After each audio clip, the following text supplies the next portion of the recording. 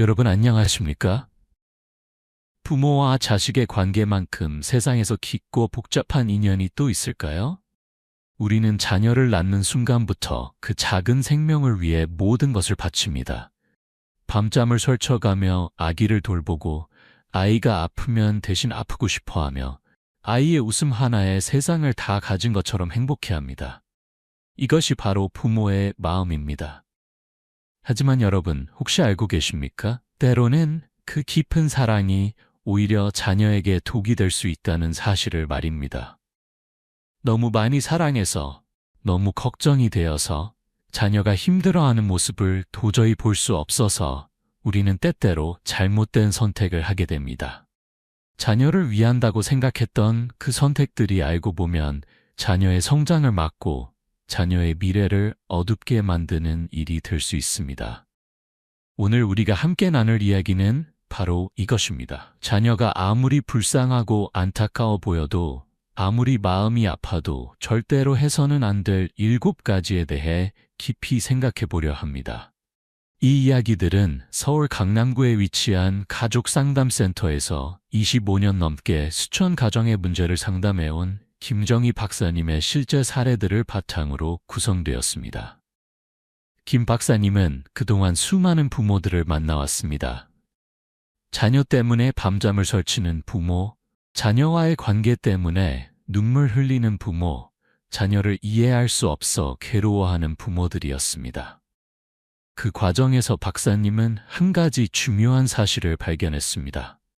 대부분의 문제는 부모의 사랑이 부족해서가 아니라 잘못된 방식의 사랑 때문에 생긴다는 것이었습니다. 만약 오늘 영상이 도움이 되셨다면 구독 버튼을 눌러주시고 좋아요와 댓글로 여러분의 생각도 들려주세요. 여러분의 관심과 응원이 더 많은 부모님들께 이 소중한 메시지를 전하는데 큰 힘이 됩니다. 그럼 이제 본격적으로 시작해 볼까요? 첫 번째, 자녀의 모든 문제를 대신 해결해 주지 마세요. 강남구 대치동에 사는 박미선 씨의 이야기부터 시작해 보겠습니다. 그녀에게는 올해 32살이 된 아들이 있습니다. 서울의 한 명문대학을 졸업했고 학점도 나쁘지 않았습니다. 하지만 졸업한 지 벌써 3년이 지났는데도 아직 제대로 된 직장을 구하지 못했습니다. 아들은 매일 아침 늦게 일어나 컴퓨터 앞에 앉아 게임을 합니다. 박 씨가 취업 준비는 하니? 라고 물으면 했어요. 이력서 넣었어요. 라고 대답하지만 실제로는 거의 아무것도 하지 않습니다. 면접을 보러 가도 매번 떨어집니다. 떨어질 때마다 아들은 방에 틀어박혀 나오지 않고 밥도 제대로 먹지 않습니다. 박 씨는 그런 아들을 보면 가슴이 찢어지는 것 같았습니다. 요즘 세상이 얼마나 각박합니까? 청년 실업률은 하늘을 찌르고 좋은 일자리를 구하는 것은 하늘의 별 따기입니다. 경쟁은 치열하고 스펙은 끝이 없고 아무리 노력해도 떨어지는 것이 요즘 청년들의 현실입니다. 아들이 불쌍했습니다. 그래서 박 씨는 아들을 돕기 시작했습니다.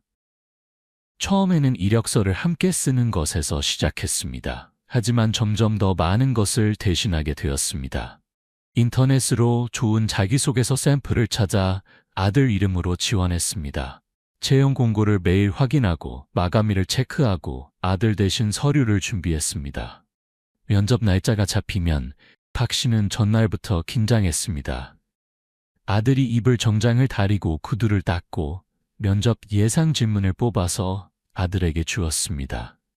면접 당일 아침에는 아들을 깨워 옷을 입히고 아침밥을 차려주고 현관문까지 데려다 주었습니다.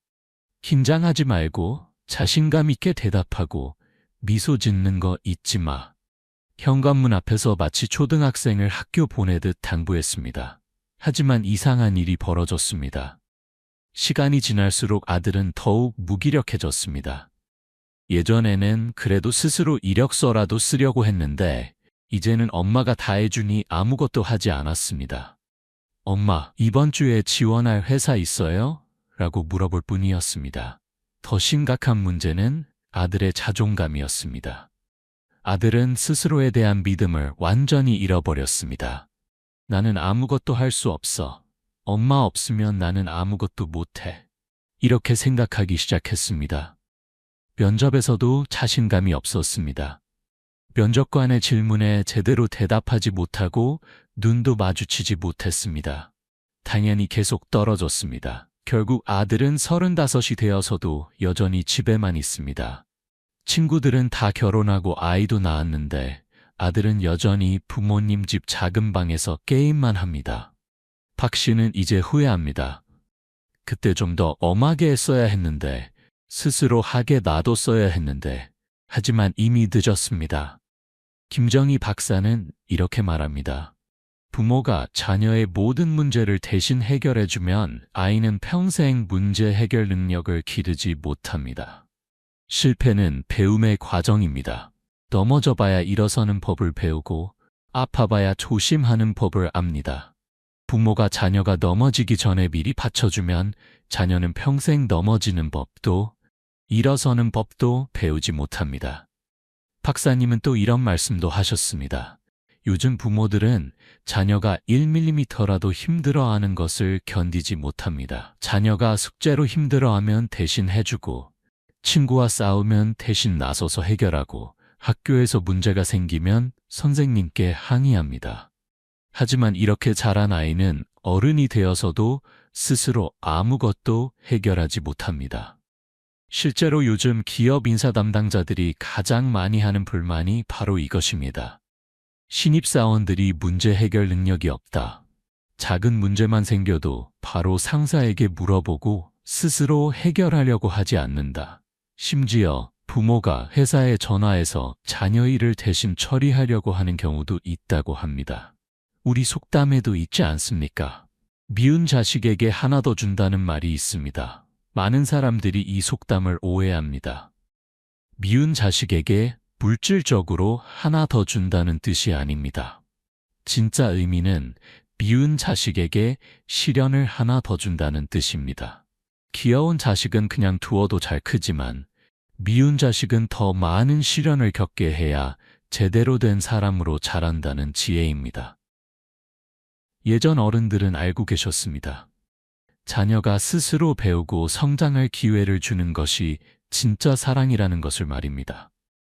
당장 불쌍해 보여도 지금 힘들어해도 그것이 성장의 과정이라면 부모는 한 발짝 물러서서 지켜봐야 한다는 것을 알고 계셨습니다. 물론 쉽지 않습니다. 자녀가 힘들어하는 모습을 보는 것만큼 고통스러운 일이 어디 있겠습니까? 자녀가 이력서를 쓰다가 좌절하는 모습, 면접에서 떨어져 눈물 흘리는 모습, 친구들은 다 취직했는데 혼자 남아 자책하는 모습을 보면 부모의 가슴은 찢어집니다. 당장이라도 달려가서 안아주고 대신 다 해주고 싶습니다. 하지만 생각해 보세요. 부모는 영원히 자녀 곁에 있을 수 없습니다. 언젠가는 자녀가 혼자 서야 하고, 혼자 문제를 해결해야 하고, 혼자 인생을 살아가야 합니다. 그때를 위해 지금 준비시켜야 하는 것이 진정한 부모의 사랑입니다. 그렇다면 어떻게 해야 할까요? 완전히 방치하라는 것이 아닙니다. 문제를 대신 해결해주는 대신 문제를 해결하는 방법을 함께 고민해 주세요. 엄마가 대신 해줄게가 아니라 내가 어떻게 하면 좋을 것 같니? 어떤 부분이 가장 어려운 것 같니? 엄마가 어떻게 도와주면 좋겠니? 라고 물어보세요. 예를 들어 자녀가 이력서 쓰기를 힘들어 한다면 대신 써주지 마세요. 대신 이렇게 물어보세요. 자기소개서에 뭘 써야 할지 모르겠다고? 그럼 네가 지금까지 했던 일 중에 가장 자랑스러웠던 게 뭐야? 그걸 중심으로 써보는 건 어떨까? 이렇게 방향을 제시해 주되 실제로 쓰는 것은 자녀 스스로 하게 하는 것입니다. 자녀가 면접 준비를 한다면 예상 질문을 뽑아주는 것까지는 좋습니다. 하지만 답변까지 만들어주지는 마세요. 이런 질문이 나올 수 있을 것 같은데 너라면 어떻게 대답할 거야? 한번 말해볼래? 엄마가 들어볼게. 이렇게 자녀가 스스로 생각하고 연습할 수 있게 도와주세요. 무엇보다 중요한 것은 실패를 경험하게 하는 것입니다. 자녀가 면접에서 떨어졌다고 해서 괜찮아. 다음에 엄마가 더 잘 준비해 줄게 라고 말하지 마세요. 대신 많이 속상하겠구나. 그런데 이번 면접에서 뭘 배웠니? 다음에는 어떤 부분을 고치면 좋을 것 같아? 라고 물어보세요. 실패는 실패로 끝나는 것이 아니라 배움의 기회입니다. 자녀가 실패해서 무엇을 배웠는지, 다음에는 어떻게 할 것인지 스스로 생각하게 만드는 것이 중요합니다. 그래야 자녀는 점점 성장하고 문제 해결 능력을 키워갑니다. 주도권은 항상 자녀에게 주되 부모는 옆에서 지혜로운 조언자가 되어주세요. 너는 어떻게 생각하니? 라는 질문을 자주 하세요. 자녀가 스스로 생각하고 스스로 선택하고 그 선택에 대한 책임을 지는 경험을 해야 진짜 어른으로 성장할 수 있습니다. 두 번째, 자녀의 잘못을 무조건 감싸지 마세요. 서초구 반포동에 사는 이영수 씨에게는 올해 고등학교 2학년이 된 딸이 있습니다. 딸은 어렸을 때부터 영리하고 똑똑했습니다. 공부도 잘했고 친구들도 많았습니다. 이 씨 부부는 딸을 무척 자랑스러워했습니다.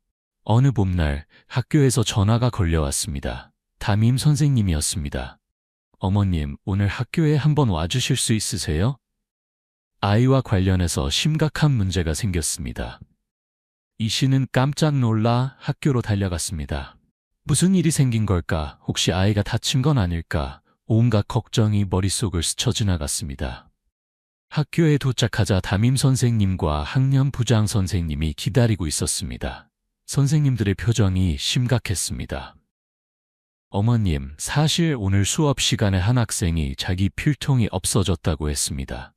그래서 CCTV를 확인해 봤는데 선생님이 노트북을 켜서 영상을 보여주었습니다. 영상 속에는 딸아이가 친구의 가방에서 필통을 꺼내 자기 가방에 넣는 모습이 선명하게 찍혀 있었습니다. 이 씨는 믿을 수 없었습니다. 아니에요. 우리 애가 왜 그런 짓을 합니까? 분명 오해가 있을 겁니다. 우리 애는 원래 그런 애가 아니에요. 선생님이 조심스럽게 말했습니다. 어머님, 사실 이번이 처음이 아닙니다. 지난달에도 다른 친구의 샤프가 없어졌었고 그 전달에도 비슷한 일이 있었습니다.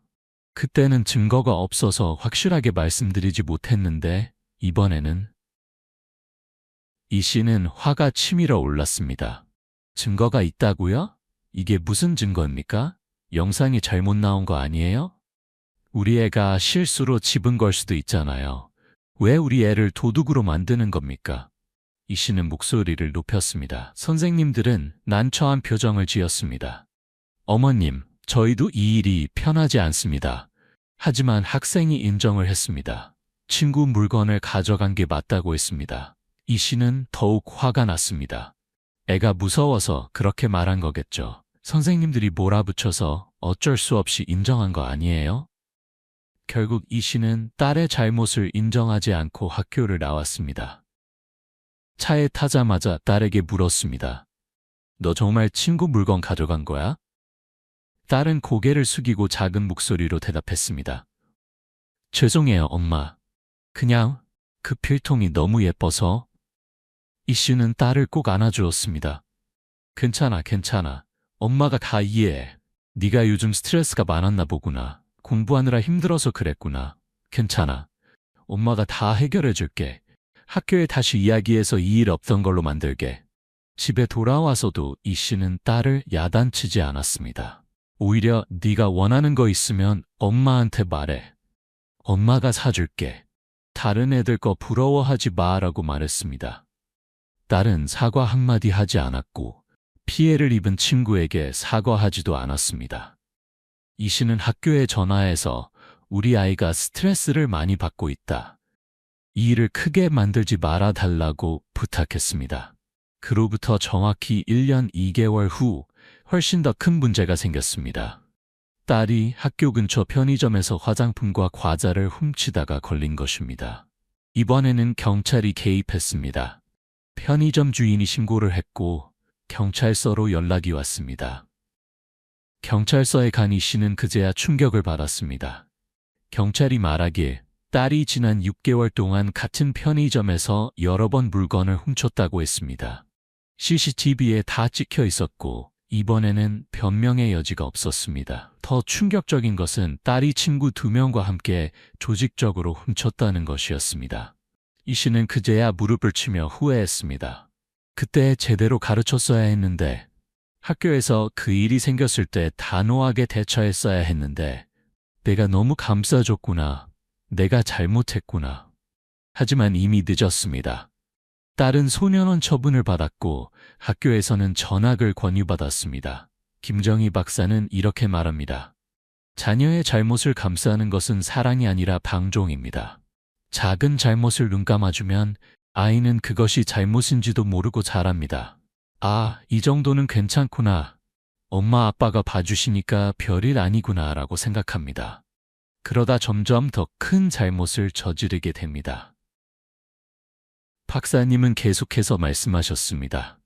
부모가 자녀의 잘못을 감싸는 이유는 대부분 2가지입니다. 첫째는 우리 아이가 다른 사람들에게 나쁜 아이로 낙인 찍힐까봐 걱정되는 것입니다. 한번 실수한 건데 평생 도둑으로 살면 어떡하나 이런 생각 때문입니다. 둘째는 부모 자신이 창피하기 때문입니다. 남들이 우리 집 아이를 어떻게 볼까?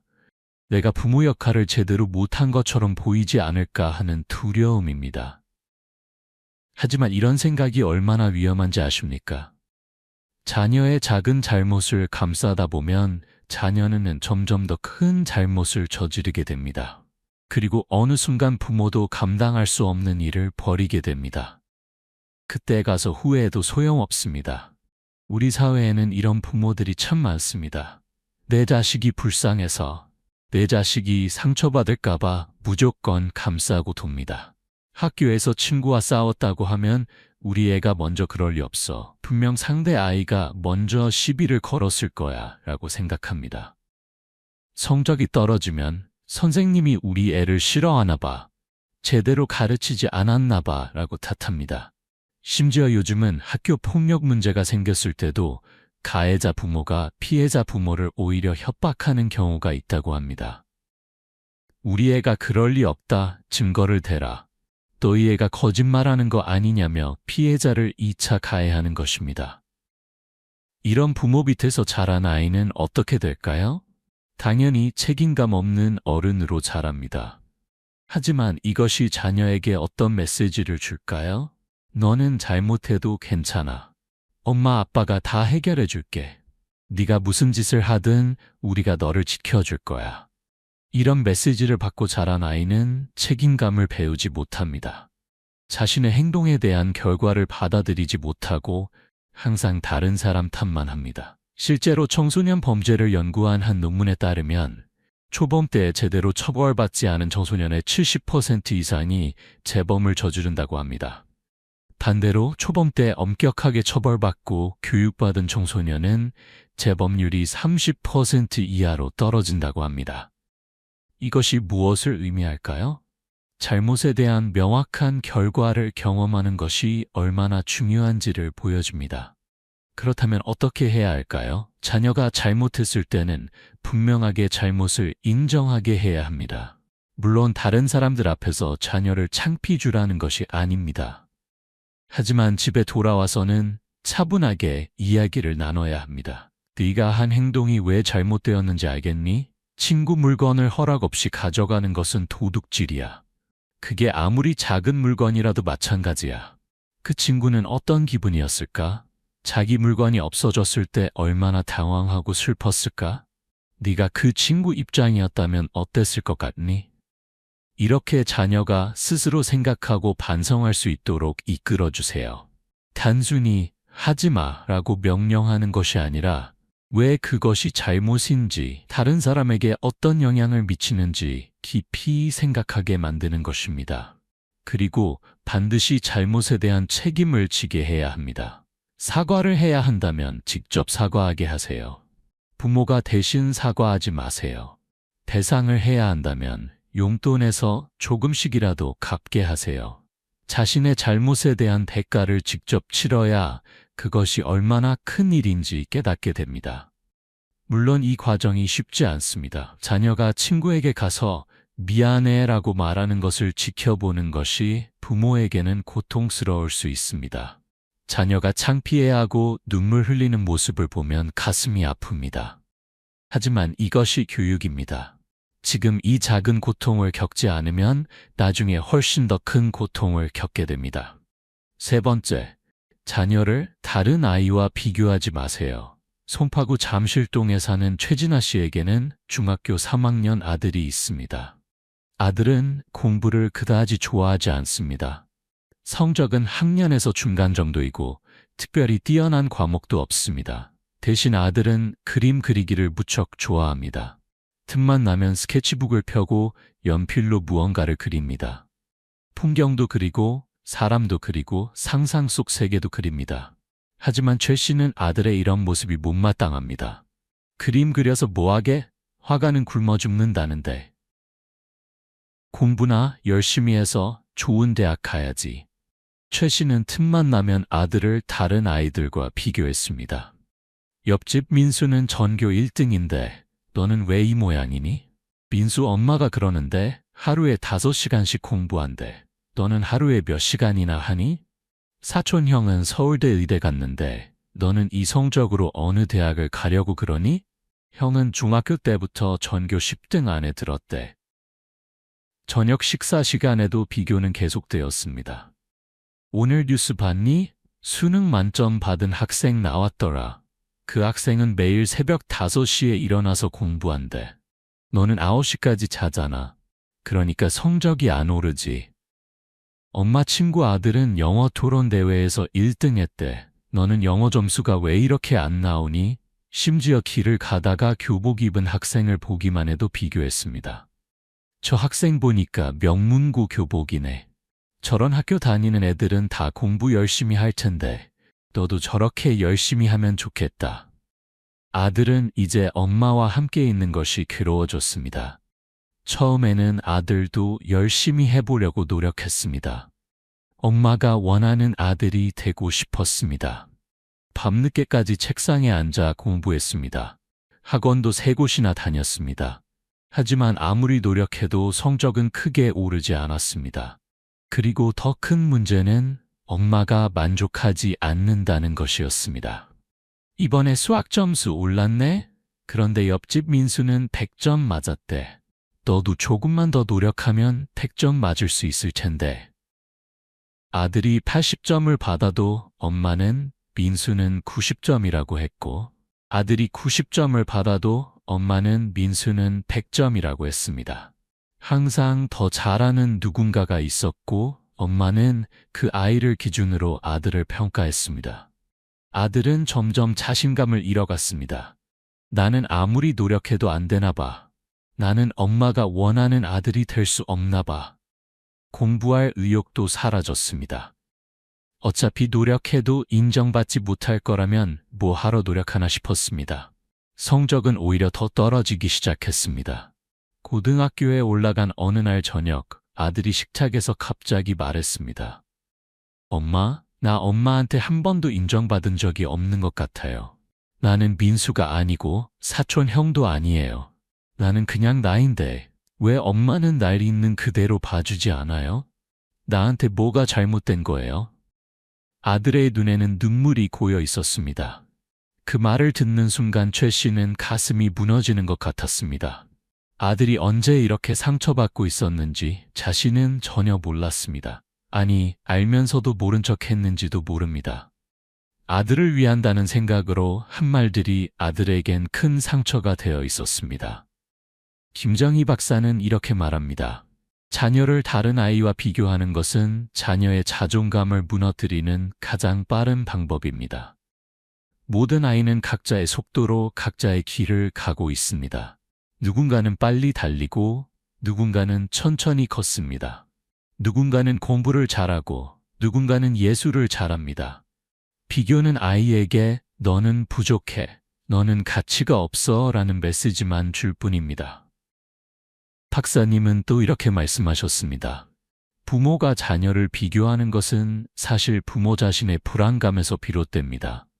우리 아이가 뒤처지면 어떡하나, 우리 아이가 경쟁에서 밀리면 어떡하나 하는 두려움 때문입니다. 하지만 이런 불안감을 자녀에게 전가하면 안 됩니다. 부모의 불안이 자녀의 상처가 되어서는 안 됩니다. 우리는 왜 자녀를 다른 아이와 비교할까요?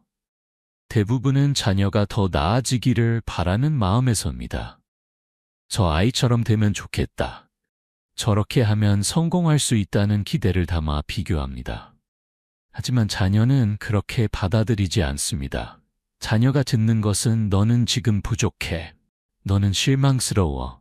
너는 내가 원하는 아이가 아니야. 라는 메시지뿐입니다. 더 큰 문제는 이런 비교가 반복되면 자녀는 스스로를 사랑하지 못하게 된다는 것입니다. 항상 다른 사람과 자신을 비교하고 항상 자신이 부족하다고 느낍니다. 자신의 장점은 보지 못하고 단점만 보게 됩니다. 나는 왜 이것밖에 안 될까? 나는 왜 저 친구처럼 못할까? 스스로를 끊임없이 비난합니다. 이런 아이는 어른이 되어서도 이런 패턴이 계속됩니다. 직장에서도 항상 동료와 자신을 비교하며 불행해합니다. 저 사람은 승진했는데 나는 왜 안 될까? 저 사람은 연봉이 높은데 나는 왜 이것밖에 안 될까? 결혼 생활에서도 친구 배우자와 자기 배우자를 비교하며 불만을 품습니다. 평생 불행한 삶을 살게 된다. 심리학 연구에 따르면 어렸을 때 부모에게 자주 비교당한 아이는 성인이 되어 우울증과 불안장애를 겪을 확률이 3배 이상 높다고 합니다. 또한 자존감이 낮고 대인관계에서도 어려움을 겪으며 자기 파괴적인 행동을 할 가능성도 높다고 합니다. 그렇다면 어떻게 해야 할까요? 자녀를 다른 아이가 아니라 과거의 그 아이와 비교하세요. 작년에는 이 문제를 못 풀었는데 올해는 푸는구나. 많이 발전했네. 예전에는 쉽게 포기했는데 요즘은 끝까지 하려고 노력하는구나. 이렇게 아이 자신의 성장을 인정해 주세요. 그리고 무엇보다 중요한 것은 아이의 강점을 발견하고 인정하는 것입니다. 공부를 못해도 그림을 잘 그린다면 그것을 인정해 주세요. 네가 그린 그림 정말 멋지다. 이 표현력은 아무나 할 수 없는 거야. 운동을 잘한다면, 친구들을 잘 돕는다면, 음악에 재능이 있다면 그 어떤 것이라도 좋습니다. 모든 아이는 자기만의 재능이 있습니다. 부모의 역할은 그 재능을 발견하고 키워주는 것입니다. 부모가 원하는 재능을 강요하는 것이 아니라 아이가 가진 고유한 가치를 발견하고 격려해주는 것이 진정한 부모의 역할입니다. 네 번째, 자녀의 감정을 무시하지 마세요. 마포구 합정동에 사는 김수연 씨에게는 초등학교 5학년 딸이 있습니다. 딸은 원래 밝고 활발한 성격이었습니다. 친구들과도 잘 어울렸고 학교 가는 것을 좋아했습니다. 하지만 5학년이 되면서 뭔가 달라지기 시작했습니다. 어느 날 딸이 학교에서 돌아와 울면서 말했습니다. 엄마, 오늘 친구들이 나를 따돌렸어요. 점심시간에 나만 빼고 다 같이 놀았어요. 나보고 오지 말래요. 김 씨는 딸을 달래려고 이렇게 말했습니다. 그까짓 것 가지고 뭘 그렇게 울어? 친구들이 장난친 거겠지. 초등학생들은 원래 그래. 내일은 괜찮을 거야. 그만 울고 숙제나 해. 딸은 더 이상 아무 말도 하지 않고 방으로 들어갔습니다. 김 씨는 아이가 예민한가 보다. 하룻밤 자고 나면 괜찮아지겠지라고 생각했습니다. 하지만 다음 날도 그 다음 날도 비슷한 일이 계속되었습니다. 엄마, 오늘도 애들이 나랑 안 놀아요. 그까짓 거 신경 쓰지 마. 네가 너무 민감한 거 아니야? 엄마, 점심시간에 혼자 밥 먹었어요. 뭐 어때? 혼자 먹으면 편하잖아. 엄마도 직장에서 혼자 먹을 때 많아. 엄마, 체육시간에 팀 나눌 때 아무도 나를 안 뽑았어요. 그건 네가 운동을 잘 못하니까 그런 거지. 운동 실력을 키우면 되잖아. 김 씨는 매번 딸의 이야기를 가볍게 넘겼습니다. 딸이 힘들다고 말할 때마다 별일 아니야. 신경 쓰지 마. 네가 너무 예민해라고 말했습니다. 김 씨는 딸이 이런 작은 일로 너무 민감하게 반응한다고 생각했습니다. 요즘 애들은 왜 이렇게 약할까? 이 정도는 넘어가야지라고 생각했습니다. 하지만 딸은 점점 더 이상 엄마에게 말하지 않았습니다. 학교에서 무슨 일이 있어도 괜찮아요. 별일 없어요 라고만 대답했습니다. 김 씨는 딸이 이제 괜찮아진 줄 알았습니다. 더 이상 울지도 않고 친구 이야기도 하지 않으니 학교 생활이 안정된 것 같았습니다. 그런데 몇 달 후 담임 선생님께서 전화를 하셨습니다. 어머님, 아이가 요즘 학교에서 혼자 지내는 시간이 많습니다. 점심시간에도 혼자 있고 쉬는 시간에도 혼자 책만 봅니다. 친구들과 어울리지 않으려고 합니다. 한번 상담을 받아보는 게 좋을 것 같습니다. 김 씨는 깜짝 놀라 학교에 갔습니다. 상담 선생님이 말씀하시길 딸이 우울 증상을 보이고 있으며 전문적인 심리 상담이 필요하다고 했습니다. 김 씨는 믿을 수 없었습니다. 우리 애가 왜요? 집에서는 멀쩡한데요? 하지만 상담을 시작하고 나서야 김 씨는 알게 되었습니다. 딸은 혼자서 모든 괴로움을 삼키고 있었습니다. 친구들에게 따돌림 당하는 것도, 학교에서 외로운 것도, 아무도 자기 편이 없다는 것도 모두 혼자 견디고 있었습니다. 왜 엄마에게 말하지 않았냐고 물었더니 딸은 이렇게 대답했습니다. 엄마한테 말해봤자 소용없잖아요. 엄마는 항상 별일 아니야. 신경 쓰지 마라고만 하시잖아요. 나한테는 엄청 큰일인데 엄마는 그게 중요하지 않다고 하시잖아요. 그래서 그냥 혼자 참기로 했어요. 김 씨는 그제야 깨달았습니다. 자신이 딸의 감정을 얼마나 무시해 왔는지를 말입니다. 딸에게는 세상이 무너지는 것 같은 일이었는데 자신은 그것을 사소한 일로 치부해 버렸습니다. 딸이 도움을 청할 때마다 외면했고 딸의 아픔을 인정하지 않았습니다. 김정희 박사는 이렇게 말합니다. 자녀의 감정을 무시하는 것은 자녀에게 내 감정은 중요하지 않아, 내 아픔은 가치가 없어 라고 말하는 것과 같습니다.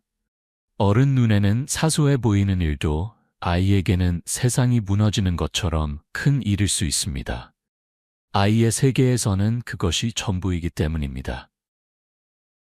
박사님은 계속해서 말씀하셨습니다. 부모들은 종종 자녀의 문제를 어른의 기준으로 판단합니다. 이 정도는 아무것도 아니야. 어른이 되면 이보다 힘든 일이 얼마나 많은데 하고 생각합니다. 하지만 아이에게는 지금 이 순간이 전부입니다.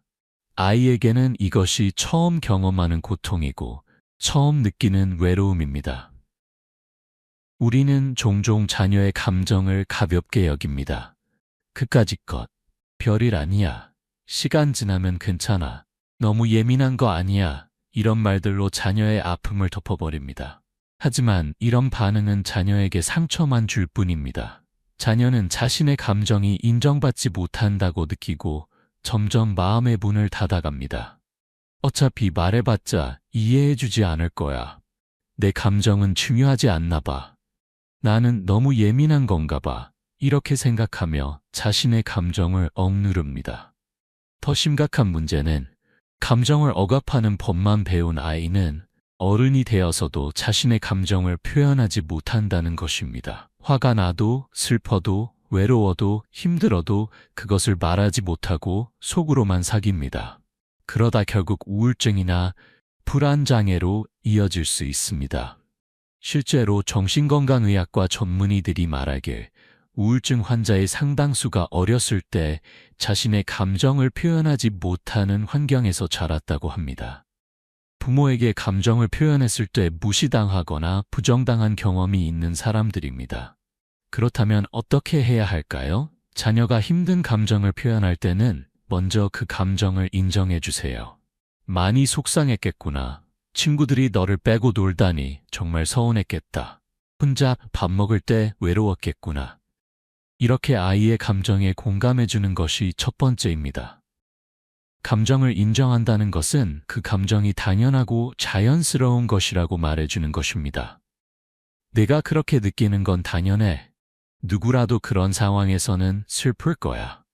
이렇게 말해주면 아이는 내 감정이 이상한 게 아니구나. 엄마가 나를 이해해 주시는구나 라고 느낍니다. 그리고 성급하게 해결책을 제시하지 마세요. 때로는 아이가 원하는 것은 해결책이 아니라 자신의 마음을 알아주는 사람입니다.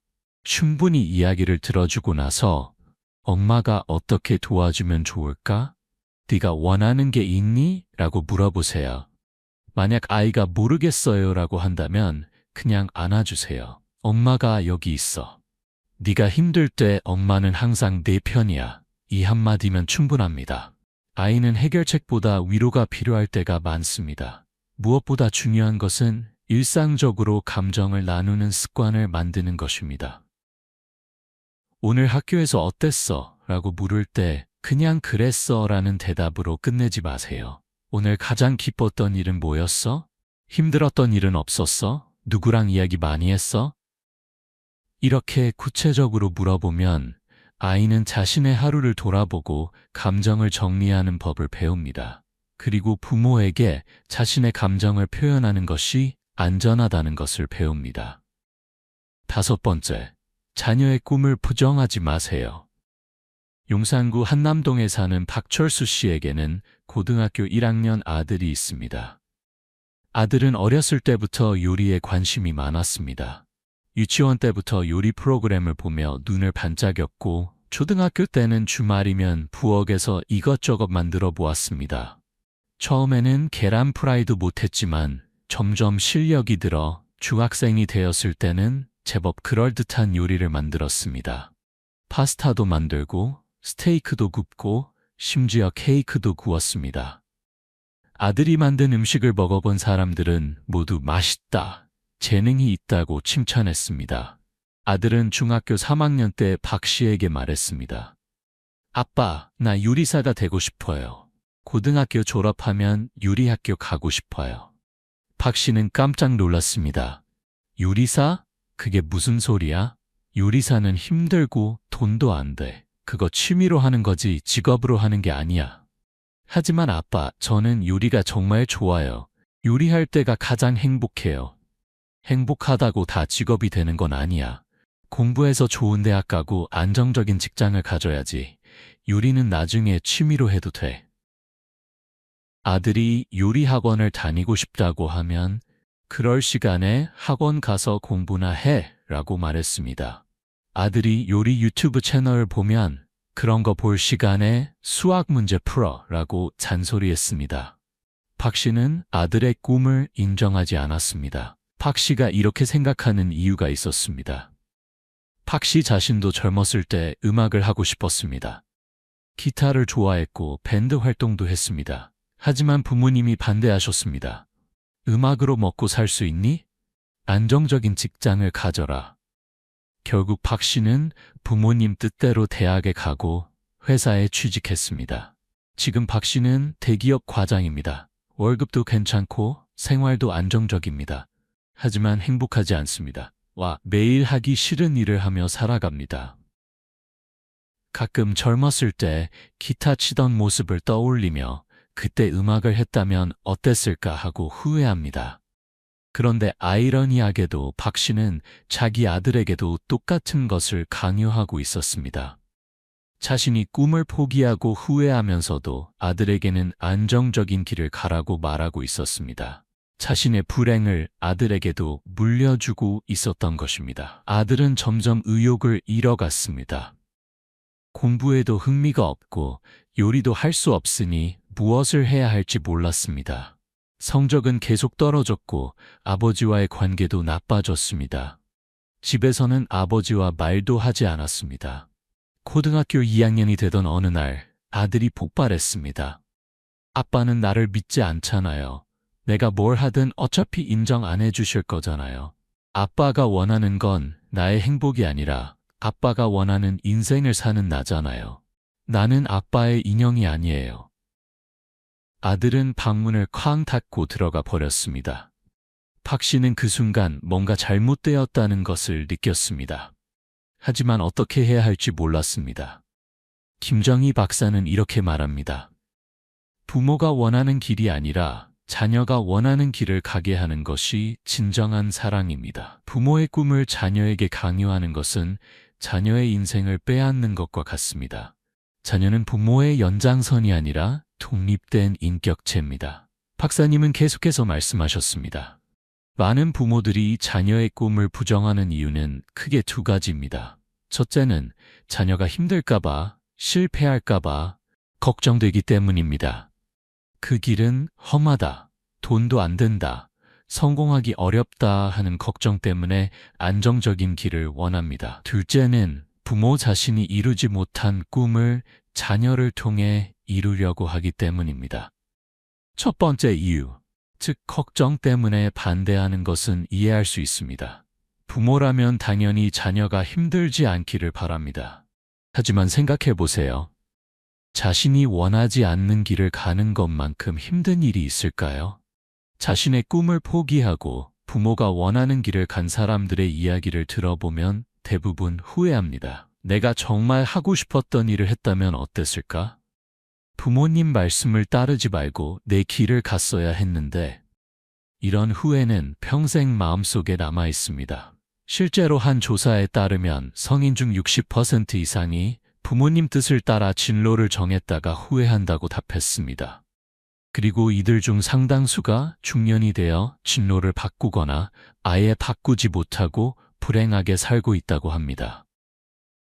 더 심각한 것은 자신의 꿈을 이루지 못한 부모가 자녀에게 그 꿈을 강요하는 경우입니다. 나는 의사가 되고 싶었는데 못 됐으니 너라도 의사가 되어라. 나는 좋은 대학 못 갔으니 너는 꼭 서울대 가라. 이것은 자녀의 인생이 아니라 부모의 두 번째 인생을 사는 것입니다. 자녀는 부모의 꿈을 이루기 위한 도구가 아닙니다. 자녀는 자기만의 꿈을 가지고 자기만의 인생을 살아야 하는 독립된 인격체입니다. 그렇다면 어떻게 해야 할까요? 먼저 자녀의 꿈을 진지하게 들어주세요. 왜 요리사가 되고 싶니? 요리의 어떤 점이 좋니? 요리사가 되면 뭘 하고 싶니? 이렇게 자녀의 꿈에 대해 깊이 있는 대화를 나누세요. 그러면 그것이 진짜 꿈인지 아니면 일시적인 관심인지 알 수 있습니다. 만약 일시적인 관심이라면 시간이 지나면서 자연스럽게 바뀔 것입니다. 하지만 진짜 꿈이라면 아무리 시간이 지나도 변하지 않습니다. 그리고 현실적인 조언은 필요합니다. 하지만 조언과 반대는 다릅니다. 요리사가 되려면 어떤 준비가 필요할까? 어떤 학교를 가야 할까? 어떤 경험을 쌓아야 할까? 성공한 요리사들은 어떤 과정을 거쳤을까? 이렇게 꿈을 이루기 위한 구체적인 계획을 함께 세워주세요.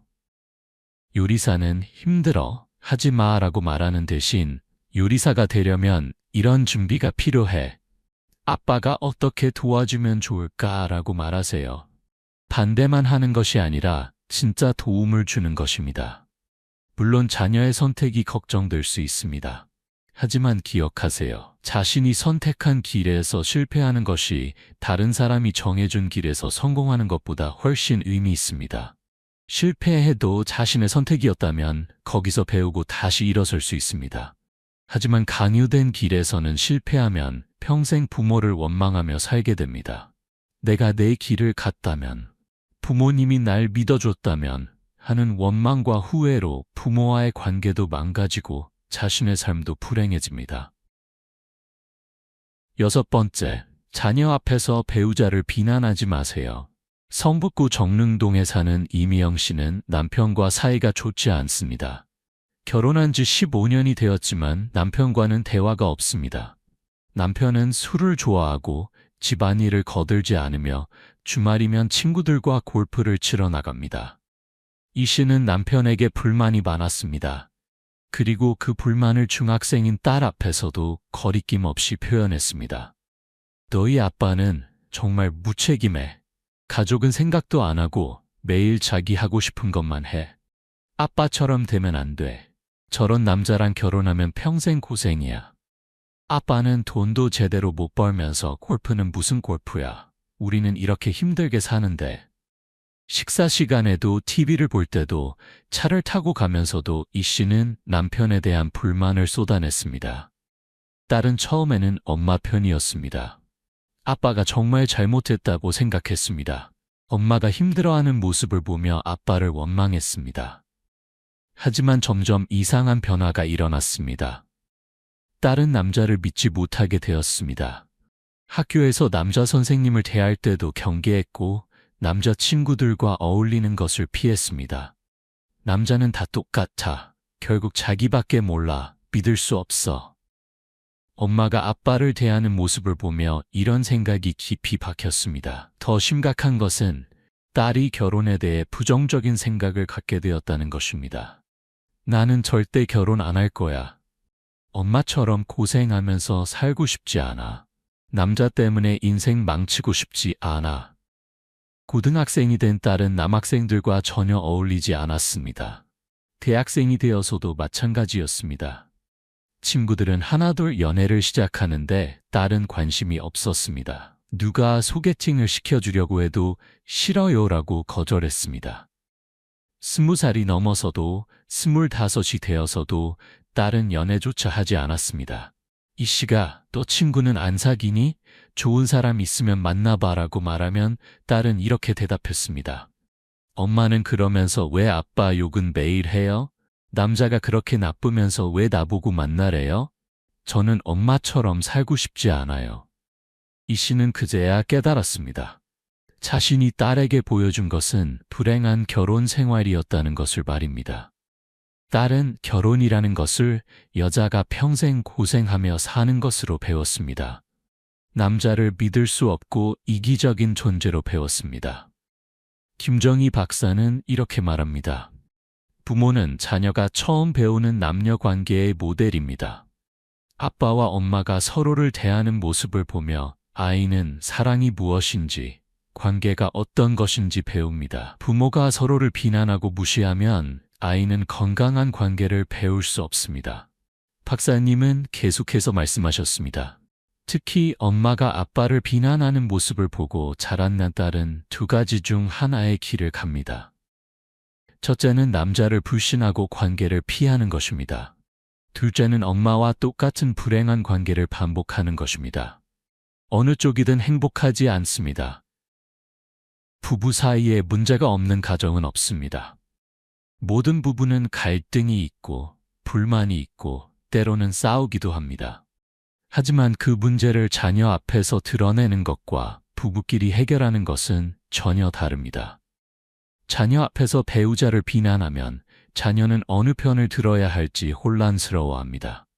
엄마도 사랑하고 아빠도 사랑하는데 한쪽을 선택해야 한다는 압박감을 느낍니다. 이것은 아이에게 엄청난 스트레스입니다.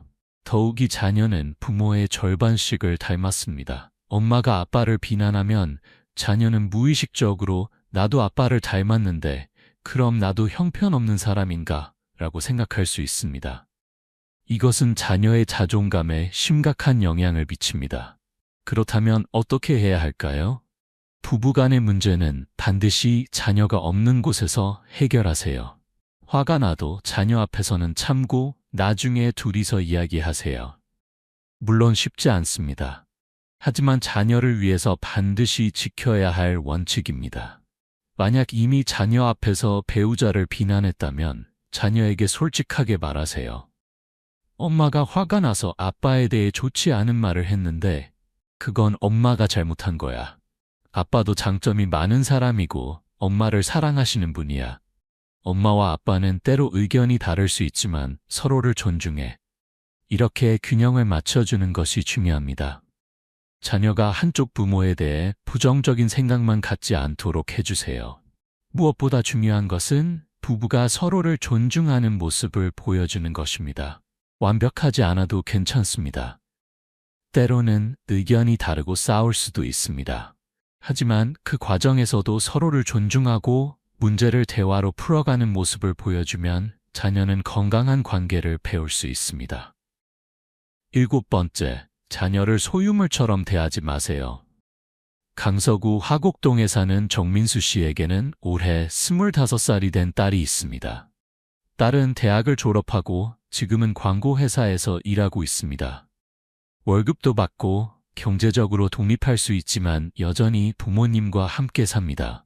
정 씨는 딸의 모든 것을 관리합니다. 몇 시에 퇴근하는지, 누구를 만나는지, 주말에는 뭘 하는지, 월급은 얼마나 받는지 모두 알아야 직성이 풀립니다. 딸의 방을 매일 청소하고 옷을 개켜주고 아침밥을 차려줍니다. 딸이 엄마, 이제 제가 할게요 라고 말해도 정 씨는 괜찮아. 엄마가 해줄게 너는 일하느라 피곤하잖아 라고 말합니다. 딸이 친구들과 주말 여행을 가겠다고 하면 위험해, 안 돼. 무슨 일 생기면 어떡해? 라고 말립니다. 딸에게 남자친구가 생겼다고 하면 정 씨는 온갖 것을 따집니다. 그 남자 집안은 어떤데? 부모님은 뭐 하시는 분이야? 직업은? 학벌은? 재산은? 딸이 엄마, 저희는 아직 사귄 지 얼마 안 됐어요.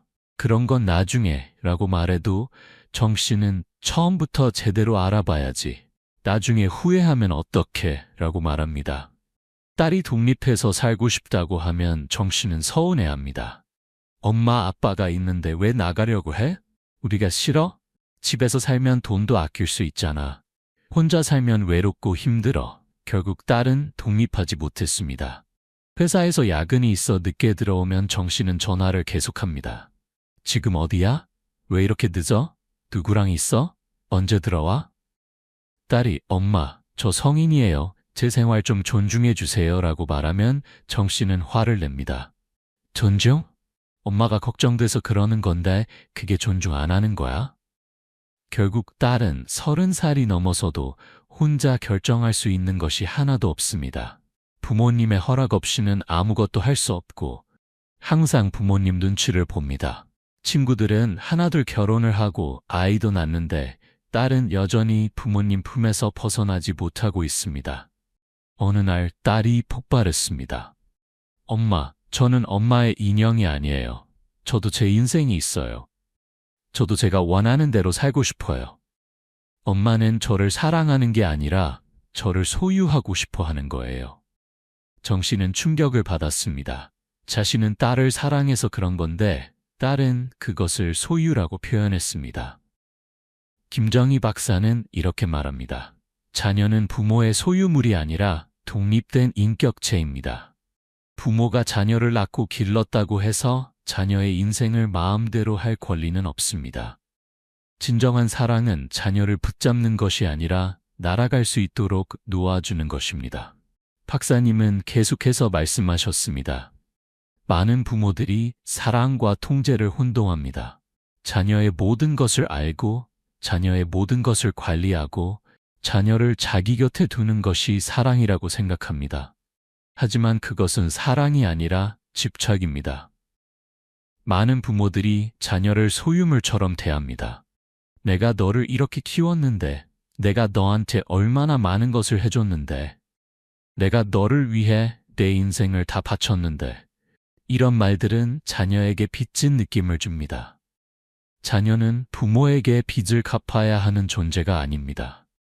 부모가 자녀에게 해준 모든 것은 사랑이었어야 합니다. 대가를 바라고 한 것이 아니라 순수한 사랑으로 한 것이어야 합니다.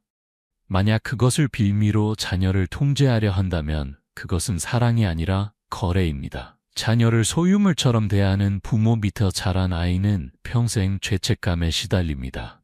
부모님 말씀을 안 들으면 불효자다.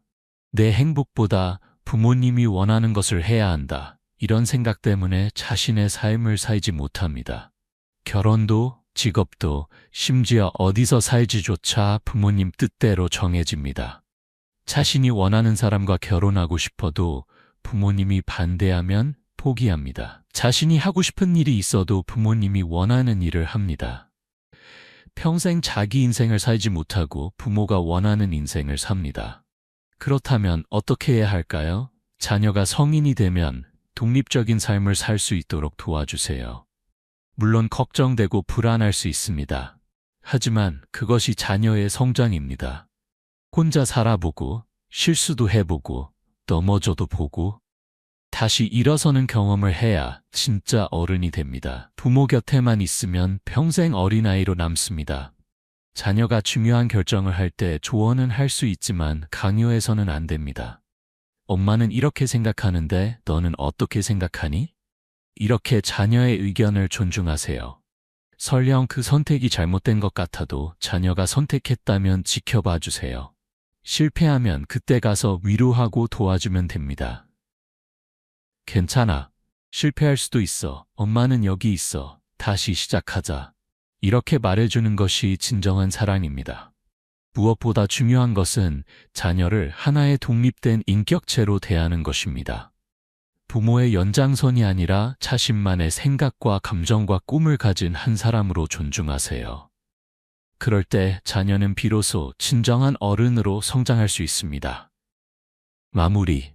진정한 사랑은 존중하고 믿어주는 것입니다. 여러분, 오늘 우리가 함께 나눈 7가지 이야기를 다시 한번 돌아봅시다. 자녀의 문제를 대신 해결해 주지 말 것, 잘못을 무조건 감싸지 말 것, 다른 아이와 비교하지 말 것, 감정을 무시하지 말 것, 꿈을 부정하지 말 것, 배우자를 비난하지 말 것, 소유물처럼 대하지 말 것. 이 모든 것에는 하나의 공통점이 있습니다. 바로 자녀를 독립적인 인격체로 존중하고 스스로 성장할 수 있도록 돕는 것입니다. 부모의 역할은 자녀를 평생 보호하는 것이 아니라 자녀가 혼자서도 잘 살 수 있도록 준비시키는 것입니다. 물론 쉽지 않습니다. 자녀가 힘들어하는 모습을 보면 당장 달려가서 도와주고 싶은 것이 부모의 마음입니다. 자녀가 잘못된 선택을 하려 하면 말리고 싶고 넘어지려 하면 붙잡고 싶습니다. 하지만 생각해 보세요. 부모는 영원히 자녀 곁에 있을 수 없습니다. 언젠간 자녀가 혼자 서야 합니다. 혼자 문제를 해결하고